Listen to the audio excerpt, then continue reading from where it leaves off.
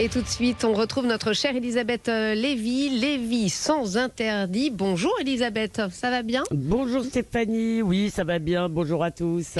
Alors Elisabeth, l'info est un peu passée inaperçue, mais elle ne vous a pas échappé. Elle est quand même un petit peu importante, de taille. D'après David Lisnard, la police aurait ordre de faire profil bas jusqu'au 14 juillet, Elisabeth. Oui, alors c'est pas passé si inaperçu que ça, chère Stéphanie, c'est parce que vous ne passez pas votre vie sur les réseaux. C'était donc un tweet du maire de Cannes.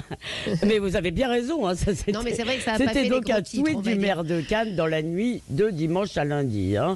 La police municipale avait sollicité le renfort de la police nationale pour disperser un groupe en vain.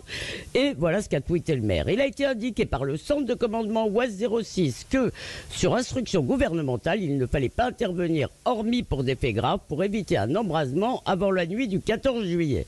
Qu'en est-il, poursuit David Lisnard, quid du discours sur l'autorité? Pour lui, c'est une nouvelle manifestation du pas de vague. Rien n'est pire, tweet-il encore, que les discours martiaux sur l'ordre et les directives contraires sur le terrain. Alors ça, justement, ça fait du foin sur la toile, ces tweets, et ça met visiblement le feu aux poudres à Paris, puisque le préfet sort de sa réserve et jure que non, il n'y a eu aucune consigne. Et puis alors ensuite, il y a encore une nouvelle version, celle du directeur départemental de la sécurité publique, le DDSP, un des plus hauts responsables policiers du département, qui dit à David Lisnard que la consigne a bien été nommée, mais je cite, et vous allez rire, chère Stéphanie, par erreur d'interprétation d'une directive ministérielle datant des émeutes est devenue obsolète, qu'en termes galants, n'est-ce pas? Effectivement, et une erreur d'interprétation, donc beaucoup de bruit pour rien, Elisabeth?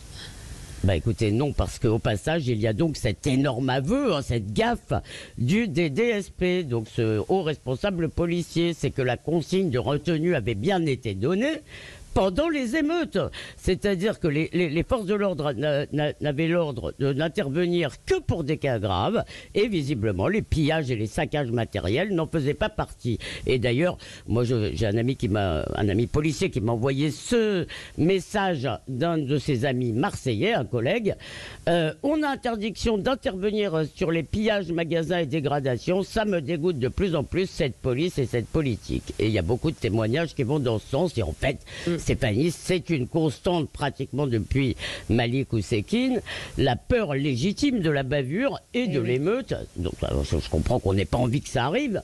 Eh bien cette peur, elle inhibe tout recours à la force. Il n'y a plus de protection des biens. Rappelez-vous, pendant les Gilets jaunes, on disait aux commerçants de se barricader, mais la police n'intervenait pas pour protéger leurs magasins. Donc le résultat, c'est quoi? C'est que c'est la police qui ne fait pas peur.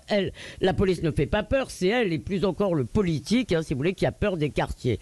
Mais sans possibilité de recourir à la force, ce qui est quand même le monopole justement de nos forces de l'ordre, y compris quand c'est indispensable aux armes létales, eh bien, il n'y a aucune dissuasion. Et d'ailleurs, le maire de Cannes, qui est aussi président de l'association des maires de France d'ailleurs, donc à qui j'ai parlé hier soir, m'a dit que selon lui, pendant ces émeutes, c'est les dealers qui étaient maîtres du jeu. Ils ont d'ailleurs profité du bazar pour détruire la vidéosurveillance avant de siffler la fin de la partie, et c'est eux aussi, d'après lui, qui ont empêché que les armes lourdes sortent.